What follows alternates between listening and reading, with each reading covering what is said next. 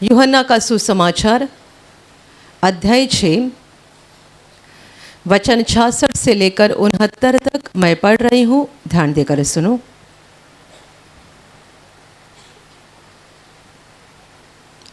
इस पर उसके चेलों में से बहुत से उल्टे फिर गए और उसके बाद उसके साथ न चले।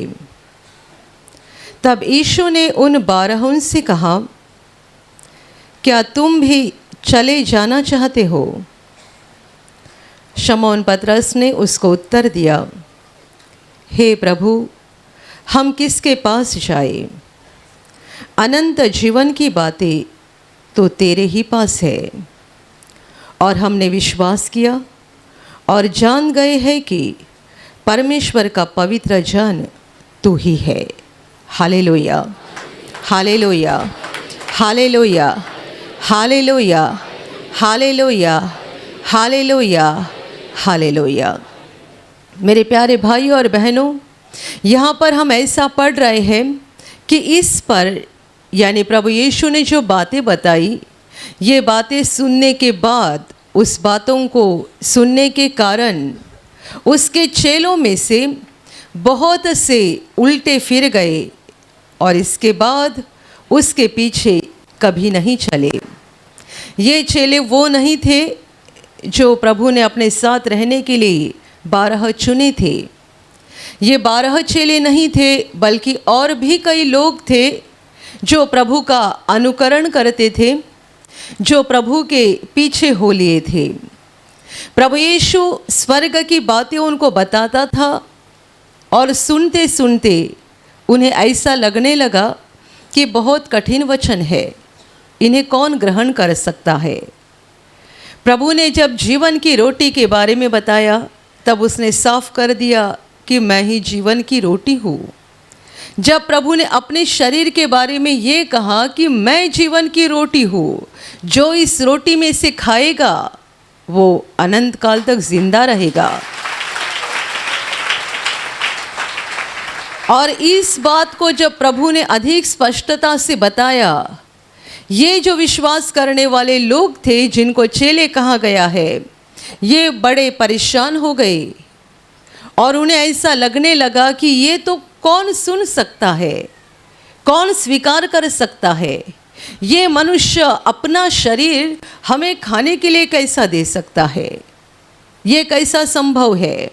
वास्तविकता में प्रभु आत्मिक रीति से बोल रहा था, पर इन्होंने इसको दैहिकता से समझ लिया और फिर ये लोग परेशान होकर प्रभु को छोड़कर निकल गए और दोबारा प्रभु के पीछे कभी नहीं आए।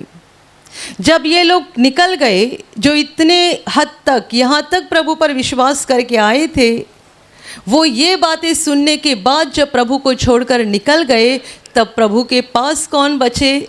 जो 12 चेले थे, जिनको प्रभु ने खुद चुना था अपने पास रहने के लिए।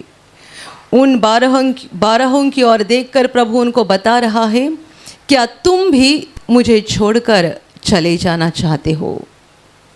ये लोगों ने मेरी बातों को सुना, अब तक तो मुझ पर विश्वास कर रहे थे, मेरे पीछे हो लिए थे, पर अभी जो मैंने वचन बताए, वचन उनको इतने कठिन लगे कि वो छोड़कर चले गए।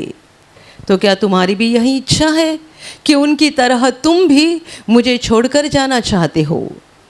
तब 12 में से जो प्रमुख चेला था पतरस, उसने यीशु को जवाब दिया, हे प्रभु, हम किसके पास जाए? अनंत जीवन की बातें तो तेरे ही पास है, और हमने विश्वास किया है और जान गए हैं कि परमेश्वर का पवित्र जन तू ही है। Hallelujah, hallelujah, hallelujah, hallelujah, hallelujah. मेरे प्यारे भाई और बहनों, प्रभु यीशु मसीह 2000 वर्ष पहले इंसान बनकर धरती पर आया था। वो इंसान के रूप में दिखाई देता था। जैसा हमारा शरीर है, वैसा उसका भी एक शरीर था। 2 आँखें, 2 हाथ, 2 पैर, हमारी तरह बोलना, हमारी तरह खाना पीना, हम जैसे थकते हैं प्रभु भी थकता था, हमें जैसी भूख प्यास लगती है प्रभु को भी भूख प्यास लगती थी, क्योंकि वो एक परिपूर्ण इंसान बनकर धरती पर आया था। तो जो लोग यीशु के अद्भुत कामों को देख रहे थे और वचनों को सुन रहे थे, वे नहीं जान पाए कि ये परमेश्वर का पुत्र है। वे उसे दैहिकता के द्वारा ही पहचानने की कोशिश कर रहे थे। आज 2000 साल बाद हम जब इस संसार में हैं, प्रभु यीशु के क्रूस का संदेश सुनते हैं, विश्वास करते हैं, प्रभु को ग्रहण करते हैं, पर हमारे लिए बड़ी बात यह है कि हमने यीशु को शारीरिक रूप में अपनी आँखों से देखा नहीं है। और ये हमारे लिए ज़्यादा महत्वपूर्ण है और हमारे फ़ायदे की बात है, क्योंकि जिन्होंने शारीरिक रूप से प्रभु को देखा, वे शारीरिक रूप से ही प्रभु को पहचानने की कोशिश कर रहे थे, आत्मिक तौर पर वे पहुँचे ही नहीं थे। Hallelujah, hallelujah, hallelujah, hallelujah. जब प्रभु ने कहा कि मेरा शरीर एक रोटी है, जीवन की रोटी, जो इसे खाएगा वो अनंत काल तक जीवित रहेगा, तब उस पर विश्वास करने वाले परेशान हो गए। ये कैसा संभव है? ये तो एक इंसान है और कोई मनुष्य अपना शरीर हमें खाने के लिए कैसा दे सकता है? प्रभु का कहना ये था कि मेरा शरीर क्रूस पर लटकाया जाएगा, तुम्हारी मुक्ति के लिए, तुम्हारी आत्मा के उद्धार के लिए मेरा शरीर क्रूस पर लटकाया जाएगा। ये शरीर का समर्पण हो जाएगा, ये शरीर और लहू का समर्पण हो जाएगा, तुम मुक्त हो जाओगे। और जो मुझे आत्मिक रीति से ग्रहण करेगा, आत्मिक रीति से यानी आत्मिक रीति से जो मेरे शरीर को खाएगा और जो मेरे लहू को पिएगा, उनकी आत्मा में उद्धार आ जाएगा, वे पापों की क्षमा पाएंगे, अनंत काल तक जीवित रहेंगे।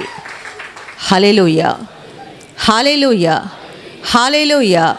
और आज हम आत्मिक रीति से प्रभु को ग्रहण करते हैं। आत्मिक रीति से प्रभु हमें शारीरिक रूप में दिखाई नहीं दे रहा है। 2000 वर्ष पहले जब वो शारीरिक रूप में था, लोग उसे वैसे ही पहचानने की कोशिश कर रहे थे, और इसीलिए प्रभु की बातें कितने सारे लोगों को कठिन लगती थी, स्वीकार नहीं कर सकते थे, ग्रहण नहीं कर सकते थे। और ये ऐसा एक समय आया था जब प्रभु के पीछे कई सारे लोग हो लिए थे, उसकी बातों को सुनकर या उसके अद्भुत कामों को देखकर। अब तक इतने सारे लोग उसके पीछे हो लिए थे, पर जब जीवन के रोटी की बात आ गई, ये बात उनको बड़ी कठिन लगी, हजम नहीं हुई और प्रभु को छोड़कर निकल पड़े। किन्होंने नहीं छोड़ा? उन लोगों ने जिन्होंने यीशु को शारीरिक रूप से नहीं बल्कि आत्मिक रूप से पहचान लिया था। प्रभु अपने चेलों से पूछ रहा है, क्या तुम्हारी भी यही इच्छा है? ये लोग अब तक मुझ पर विश्वास कर रहे थे, अभी मुझे छोड़कर चले गए क्योंकि मेरी बातें उनको कठिन लगी, पर क्या तुम भी वही करना चाहते हो? उनकी तरह तुम भी मुझे छोड़कर जाना चाहते हो? तब शमौन पतरस ने उत्तर दिया, हे प्रभु, हम कहाँ जाए? अनंत जीवन की बातें तो तेरे ही पास है। अनंत जीवन की बातें तेरे पास है। हमने विश्वास किया है और हम जान गए हैं कि परमेश्वर का पवित्र जन वो तो ही है। Hallelujah, hallelujah, hallelujah. ये चेलों की बात अलग थी। प्रभु के पास रहने वाले जो 12 चेले थे, उनमें से बहुत सारे चेलों ने प्रभु को आत्मिक रीति से पहचान लिया था। पतरस ये बोल रहा है कि हे प्रभु, तुझे छोड़कर हम कहाँ जाए? अनंत जीवन की बातें तो तेरे ही पास है। इसका मतलब हम जान सकते हैं कि पतरस ने यीशु को किस रूप में पहचाना था और कैसे पहचाना था। यीशु के पास आने वाले लोग बहुत होते हैं, बहुत, पर हर एक का पहचानना अलग अलग होता है। प्रभु को पहचानने का नजरिया अलग अलग होता है और हमने जिस रीति से पहचाना है उस रीति पर यह निर्भर होता है कि क्या हम अंत तक विश्वास में बने रहेंगे या विश्वास का सफर आधा छोड़कर निकल जाएंगे। Hallelujah, hallelujah, hallelujah. आपके पास कोई सोने की चीज़ है, सोना, गोल्ड आपके पास है, आप बताइएगा आप कैसे उसको संभालेंगे? सोने की चीज़ को, सोने की वस्तु को आप कैसे संभालते हैं? और ज़्यादातर सोने से बढ़कर आज लोगों के लिए मोबाइल हो गया है। आप कैसा संभालते हैं बताइए? ऐसा संभालते हैं कि सुबह जब आंखें खुल जाती है पहला आपका हाथ ढूंढता है मोबाइल कहाँ है, मोबाइल कहाँ है। और समझो बच्चे ने मोबाइल ले लिया है तो सुबह सुबह गुस्सा भड़क जाता है। मतलब बच्चे से बढ़कर अभी मोबाइल बन गया है। सुबह उठने के बाद पहली तलाश मोबाइल की होती है। मोबाइल हाथ में उठाकर उसको देखा जाता है और जब मन तृप्त होता है फिर इसको रख के जाके मुंह धोते हैं। आने के बाद दोबारा मोबाइल, इतना मोबाइल कि चाय पी रहे हैं वो गर्म है या ठंडा है वो भी समझ में नहीं आ रहा है। मोबाइल, मोबाइल, मोबाइल, हर जगह मोबाइल। हमें उसकी बड़ी कीमत लगती है। आपके पास सोने की चीज़ है, आप उसको कैसा संभालते हैं? बहुत ज़्यादा, बहुत ज़्यादा। हम जिस चीज़ को जानते हैं, परखते हैं, समझते हैं, उसको हम पकड़े रखते हैं। हमें समझ में आता है कि ये कितनी मूल्यवान है, कितनी कीमती है, कितनी भारी है, तो हम इसको संभाल कर रखते हैं। यदि आपका मोबाइल वो छोटा बटन वाला मोबाइल है 1000-1500 का, आप उसको नहीं संभालेंगे। पर आपका आईफोन है 80,000, 90,000, तो आप कैसा संभालेंगे बताइए? हम कीमती चीज़ों को संभालना जानते हैं और यहाँ तक संभालते हैं कि उसके लिए कुछ भी करने के लिए तैयार रहते हैं। Hallelujah, hallelujah, hallelujah. और सच्चाई में ज़िंदगी में एक ही चीज़ को पहचानना है और संभालना है। पहचानना है हमारे उद्धारकर्ता को और संभालना है उस पर किए हुए विश्वास को। ये बड़ी संपत्ति है और इसके अलावा बड़ी संपत्ति हमारी ज़िंदगी में और कुछ नहीं हो सकती है। पर आप इस संपत्ति को तभी संभालोगे जब आपने उद्धारकर्ता को अच्छे से पहचान लिया है और उद्धारकर्ता आपके लिए क्या है ये आप जान गए हैं, तो ही आप इस विश्वास को संभालोगे। Hallelujah, hallelujah, hallelujah. कई कई भाई बहनें सालों साल दूर दूर से प्रार्थना में आते हैं, दूर दूर से, 1-1 घंटा, 2-2 घंटा, कई जन को 3-3 घंटे से भी ज़्यादा समय लगता है, तो भी सालों साल प्रार्थना में आते हैं। वे क्या चाहते हैं? विश्वास में बने रहना है। वे क्या चाहते हैं? प्रभु के पीछे चलते रहना है। कोई भी कीमत चुकानी पड़ी तो भी चलेगा, पर प्रभु के पीछे चलते रहना है, क्योंकि वही अनंत जीवन है। मरने के बाद जब हमारी आंखें बंद हो जाएगी, हम किसकी उम्मीद रखें? किसका इंतज़ार करें? किसकी राह देखें? जब हमारी आंखें बंद हो जाएगी, हम क्या इंतज़ार करेंगे? किसकी राह देखेंगे? कौन हमें उठाएगा? कौन हमें जिलाएगा? एक ही है, हमारा उद्धारकर्ता यीशु, जिसने हमें वचन दिया है कि मैं ही उसे अंतिम दिन जिला उठाऊंगा। Hallelujah, hallelujah, hallelujah, hallelujah. मेरे प्यारे भाइयों और बहनों, प्रभु यीशु मसीह हमें अंतिम दिन जिंदा करेगा और अनंत जीवन में लेगा। इसका सबूत देने के लिए जब वो इंसान के रूप में धरती पर था, उसने मरे हुओं को जिंदा करके दिखाया। क्यों दिखाया? हम जान जाए कि सचमुच ये पुनरुत्थान है, यही जीवन है। यदि वो आज मरे हुए व्यक्ति को जिंदा कर सकता है, तो हम भी जब मर जाएंगे, धरती का हमारा जीवन खत्म हो जाएगा, वो हमें जिंदा उठाएगा और हम परमेश्वर के साथ अनंत जीवन में अनंत काल तक जीवित रहेंगे। Hallelujah, hallelujah. जिस विधवा औरत का बेटा मर गया था और वो रो रही थी, सारे लोग रो रहे थे और उस बेटे की लाश को लेकर दफनाने जा रहे थे, प्रभु सामने से आया, उसने पूरा हाल देखा। विधवा औरत मरा है, वो उसका इकलौता बेटा है। प्रभु उसके पास जाकर कहता है मत रो, और फिर लाश के पास जाकर प्रभु ने कहा, हे बेटे, मैं तुझे कहता हूँ उठ। मैं, जब प्रभु बोलता है मैं, ये बहुत महत्वपूर्ण है। मैं तुझे कहता हूँ उठ, और बेटा जिंदा हो गया, आंखें खुल गई और जीवित बेटा उसने माँ के हाथ में सौंप दिया। Hallelujah, hallelujah. दुनिया भर में जो यीशु के नाम से अद्भुत काम होते हैं, यहाँ जो अद्भुत काम होते हैं, हम बोलते हैं यीशु के नाम से।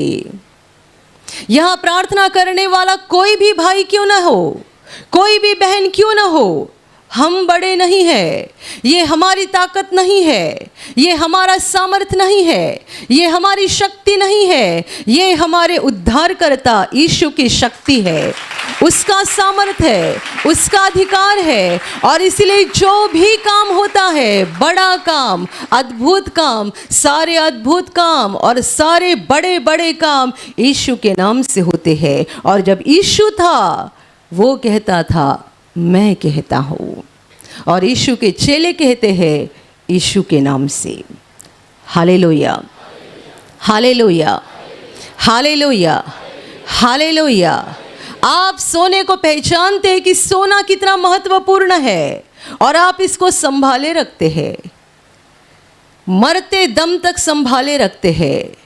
एक ही को पहचानो, उद्धारकर्ता को। पतरस बोल रहा है, हे प्रभु हम कहाँ जाए? अनंत जीवन की बातें तो तेरे ही पास है। जो लोग छोड़कर निकल गए और कुड़कुड़ाने लगे और ये बोलने लगे, ये बातें कौन ग्रहण कर सकता है, ये बातें कौन स्वीकार कर सकता है, कैसे कठिन वचन है, कैसी कठिन बातें हैं, ये तो मनुष्य है, अपना शरीर हमें खाने के लिए कैसा दे सकता है। जो लोग कुड़कुड़ा रहे थे और अपने विश्वास को त्याग कर प्रभु को छोड़कर निकल गए, वो कहाँ गए बताइए? कहाँ गए?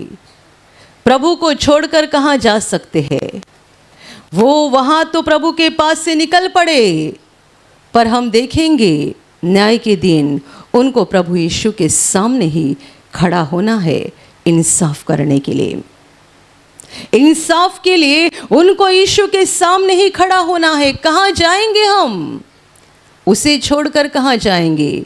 वो जीवनदाता है, वो उद्धार करता है, और वो ही मुक्तिदाता है, और वो ही न्यायाधीश है। यानी अंत के दिन मनुष्यों के भले बुरे कामों का इंसाफ भी वही करने जा रहा है, और किसे स्वर्ग में लेना है और किसे नरक में डालना है, ये सारा ही सारा अधिकार प्रभु यीशु के हाथ में है। Hallelujah, hallelujah, hallelujah, hallelujah. प्रभु यीशु ने इस संसार को छोड़ने के पहले अपने चेलों से कहा था, स्वर्ग और पृथ्वी पर सारा अधिकार मुझे दिया गया है। यदि स्वर्ग का सारा अधिकार प्रभु के पास है और धरती का सारा अधिकार प्रभु के पास है, तो बताइएगा कि हम उसके नज़र से छिपकर कहाँ जा सकते हैं? उसे छोड़कर कहाँ जा सकते हैं? जो लोगों ने कहा कि इन बातों को हम नहीं ग्रहण कर सकते हैं और बहुत कुड़कुड़ा के निकल गए, वे भूल गए कि उद्धारकर्ता भी यही है, न्यायाधीश भी यही है, धरती पर सारा अधिकार उसके हाथ में है और स्वर्ग का सारा अधिकार भी उसी के हाथ में है। वो स्वर्ग का मालिक है, जिसे चाहेगा उसे स्वर्ग में ले लेगा और वो जिसे नहीं चाहेगा उसे स्वर्ग में नहीं लेगा। तो उसे छोड़कर कहाँ जा सकते हैं। पतरस अनपढ़ मनुष्य था, मछुआरा था। लोग कहते हैं पढ़े लिखे लोग बुद्धिमानी होते हैं, पढ़े लिखे लोग बुद्धिमानी होते हैं, अनपढ़ लोगों के पास बुद्धि कम रहती है। ऐसा बिल्कुल नहीं है। प्रभु यीशु का प्रमुख चेला पतरस एक अनपढ़ मनुष्य था, मछुआरा था, पर यह सबसे ज़्यादा बुद्धिमानी निकला। ये प्रभु से कहता है कि तुझे छोड़कर हम कहाँ जाए, अनंत जीवन की बातें तेरे ही पास है। हमने विश्वास किया है और जान गए हैं कि परमेश्वर का पवित्र जन तू ही है। हालेलुया। दिन रात प्रभु के पीछे वो चल रहा था, प्रभु के कामों को देख रहा था, प्रभु की बातों को सुन रहा था और ये सारी बातों के द्वारा उसने जान लिया था कि ये परमेश्वर का पुत्र है, मसीहा उनके बीच में आने वाला है, उद्धारकर्ता आने वाला है। ये इज़राइल के सब लोग जानते थे, क्योंकि मसीहा का जन्म होने के सैकड़ों साल पहले भविष्यवक्ताओं के द्वारा परमेश्वर ने उनको ये संदेश देकर रखा था।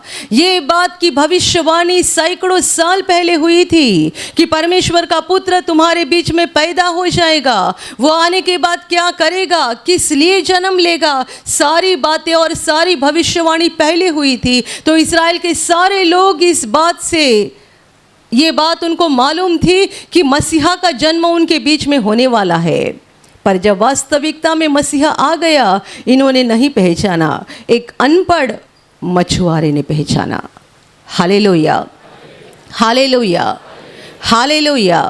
जब छोटे बच्चे के समान हृदय होता है, तब लोग परमेश्वर को पहचानते हैं, परमेश्वर की बातों को पहचानते हैं। जब मनुष्य का दिल एक पत्थर के जैसा कड़क बन जाता है, कठिन बन जाता है, वो परमेश्वर को नहीं पहचान सकता है, परमेश्वर की योजनाओं को, परमेश्वर के मार्ग को और परमेश्वर की बातों को नहीं पहचान सकते हैं। ये अनपढ़ मछुआरा बोल रहा है कि अनंत जीवन की बातें तेरे पास है, तुझे छोड़कर हम कहाँ जाए। हमने विश्वास किया, हम जान गए कि परमेश्वर का पवित्र जन तू ही है।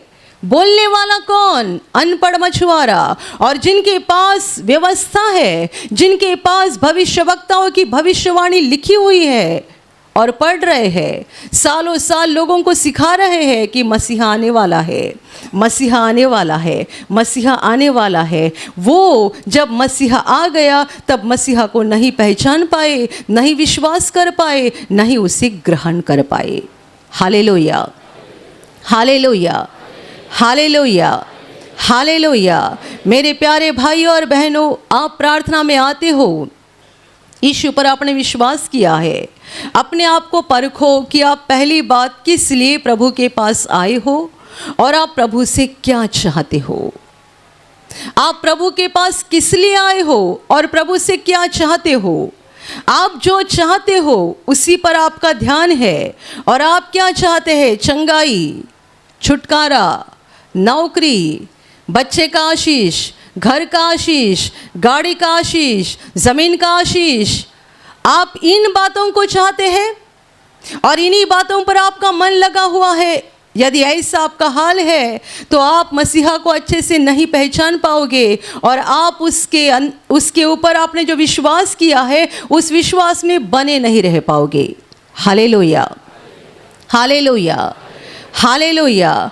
पर यदि आपने ये विश्वास किया है, मुझे चंगाई मिले या ना मिले, मुझे बच्चे हो जाए या ना हो जाए, मुझे घर मिले या ना मिले, मेरी सांसारिक ज़रूरतें पूरी हो जाए या ना हो जाए, पर मेरे लिए सबसे बड़ी बात यह है, यीशु मेरे लिए क्रूस पे मरा है, उसने मेरे पापों को उठाया है और उस पर विश्वास करने के कारण मुझे पापों की क्षमा मिल चुकी है।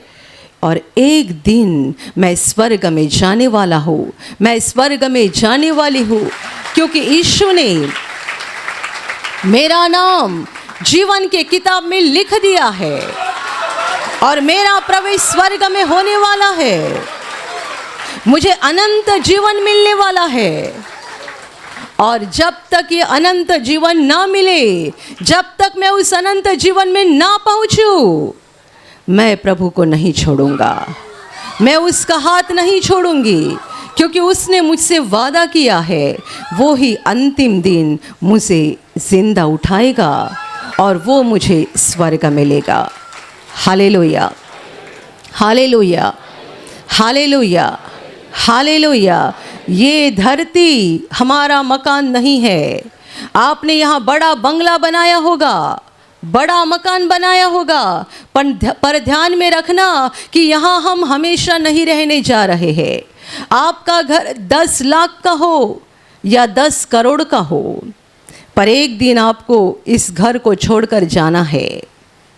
ऐसा नहीं कि जिसका घर 10 लाख का है उसकी ज़िंदगी छोटी रहती है और जिसका घर 10 करोड़ का है वो 500 साल जीता है। आपका घर 10 लाख का हो या 10 करोड़ का हो, आपको आपके घर को एक दिन छोड़ना है। उसमें रहने के लिए दूसरे ही लोग आ जाएंगे। मरने के बाद कहाँ जाओगे? आपकी गाड़ी कोई और चलाएगा, आपके घर का इस्तेमाल कोई और करेगा, आपके ज़मीन का इस्तेमाल कोई और करेगा, आपके सोने चांदी के जो गहने हैं उसका इस्तेमाल कोई और करेगा। बताइएगा कि आप कहाँ जाओगे? हर मनुष्य ने सोचना ज़रूरी है, मैं कहाँ जाऊँगा। कोई 40 साल का हो गया, कोई 60 साल का हो गया, हर एक ने सोचना चाहिए। किसी की उम्र 15 साल है या 20 साल है, उसने भी सोचना चाहिए, क्योंकि मौत हमें बताकर नहीं आती है और ना ही हम अपनी ज़िंदगी का आखिरी पल जानते हैं। यदि जान जाते तो मनुष्य की ज़िंदगी कुछ और बन जाती, पर कोई अपनी ज़िंदगी का आखिरी दिन नहीं जानते हैं। Hallelujah, hallelujah, hallelujah. सुबह घर से निकला हुआ व्यक्ति शाम को आते समय में ये सब लेकर आऊँगा ऐसा बोलकर निकल जाता है और रात को उसकी लाश घर पे आती है। मौत किसी को बताकर नहीं आती है। मृत्यु के बारे में कोई नहीं जानते हैं, पर यह सत्य तो ज़रूर जानते हैं कि हमारा ठिकाना यहाँ हमेशा का नहीं है। हम यहाँ हमेशा रहने नहीं जा रहे हैं। हमें कहाँ जाना है? परमेश्वर के पास, जिसने हमें बनाया, जीवन दिया, धरती पर भेजा, जो हर दिन हमारी ओर देख रहा है, हमारा चाल चलन, हमारा बर्ताव, हमारी जिंदगी को परख रहा है, उस महान परमेश्वर के पास हमें लौटना है। Hallelujah, hallelujah, hallelujah. मेरे प्यारे भाइयों और बहनों, और इसीलिए चंगाई, ये आशीष, वो आशीष, इन सारी बातों के ऊपर अपना मन फोकस करके मत रखो, उन्हीं पर ध्यान लगा के मत बैठो। प्रभु यीशु की ओर देखो, उसे सच्चाई से पहचानो। वो हमारा उद्धार करता है, जो हमारी पाप मुक्ति के लिए और पाप क्षमा के लिए क्रूस पर बलिदान हुआ है। उसके बलिदान के कारण हमें पापों की क्षमा मिल जाती है। जितने सारे इस सच्चाई पर विश्वास करते हैं कि वो मेरे लिए क्रूस पे मरा है, मेरे पापों को उसने उठाया है, ऐसा विश्वास करके जो पापों का पश्चाताप करते हैं वे क्षमा पाते हैं। उनके लिए स्वर्ग का दरवाज़ा खुल जाता है, उनका नाम जीवन के किताब में लिखा जाता है, ताकि ये ज़िंदगी ख़त्म होने के बाद वे परमेश्वर के घर में यानी स्वर्ग में पहुंच जाए। Hallelujah, hallelujah, hallelujah, hallelujah. हे प्रभु, तुझे छोड़कर हम कहाँ जाए? अनंत जीवन की बातें तो तेरे ही पास है। अनंत जीवन वो देगा, दुनिया का कोई मनुष्य नहीं दे सकता है, ना ही हमारा पैसा, हमारी संपत्ति, जायदाद हमें बचा सकती है।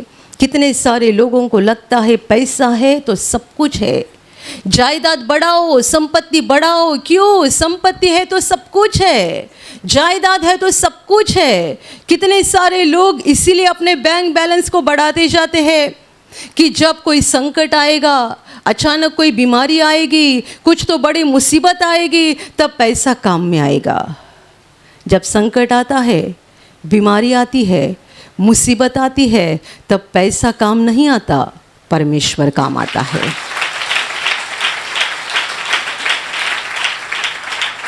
पैसा काम नहीं आता है, परमेश्वर हमारे काम आता है। कोई संकट आ जाए, कोई मुसीबत आ जाए, कोई बीमारी आ जाए, आप उसे पुकारो। जो विश्वास से उसको पुकारते हैं, उनकी सहायता के लिए, उनकी मदद के लिए वो तुरंत अपने स्वर्गदूत को भेज देता है और हमारी सहायता करके शैतान के हाथ से हमें बाहर निकलता है। पैसा क्या करेगा बताइए? आपने 10 लाख रुपया जमा करके रखा है, कोई मुसीबत आएगी तो काम आ जाएगी, और आप रास्ते से जा रहे हैं, दुर्घटना हो गई, जगह पे ख़त्म हो गए, आपका 10 लाख रुपया आपको बचा पाएगा? कितने सारे लोगों ने ऐसी गवाही दी है, रास्ते से जा रहे थे, अचानक दुर्घटना हो गई और उन्होंने क्या किया? हे प्रभु बचाओ, यीशु बचाओ, बस प्रभु का नाम लिया और दुर्घटना से बच गए। हालेलुया। आपका 10 लाख बैंक में ही पड़ा रहेगा, पर जो प्रभु को पुकारते हैं उनके लिए परमेश्वर स्वर्गदूत को भेज देता है तुरंत और सहायता करके छुड़ाता है। Hallelujah, hallelujah, hallelujah. मेरे प्यारे भाई और बहनों, प्रभु यीशु को पहचानो, उस पर विश्वास करो। इस धरती पर हम अनंत काल के लिए रहने नहीं जा रहे हैं। ये धरती हमारा सच्चा मकान नहीं है। हमें एक दिन धरती को छोड़ना है। ये सोचो कि मरने के बाद कहाँ जाना है। अनंत जीवन के बारे में सोचो, क्योंकि जिनका प्रवेश स्वर्ग में नहीं होगा, जो स्वर्ग में जाने के लायक नहीं होंगे, उनके लिए दूसरी जगह है नरक, जहाँ आग जलती रहती है, और नरक भी अनंत काल का है।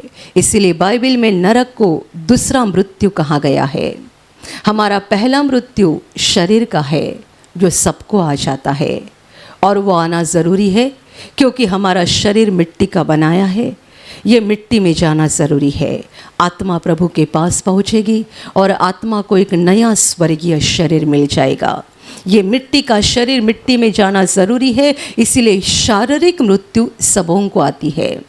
पर बाइबल में दूसरी मृत्यु कहा गया है उन लोगों के बारे में जो स्वर्ग में नहीं जा पाएंगे और उनकी आत्मा नरक में जाएगी, अर्थात वहाँ पे वे मरेंगे नहीं, अनंत काल तड़पते रहेंगे।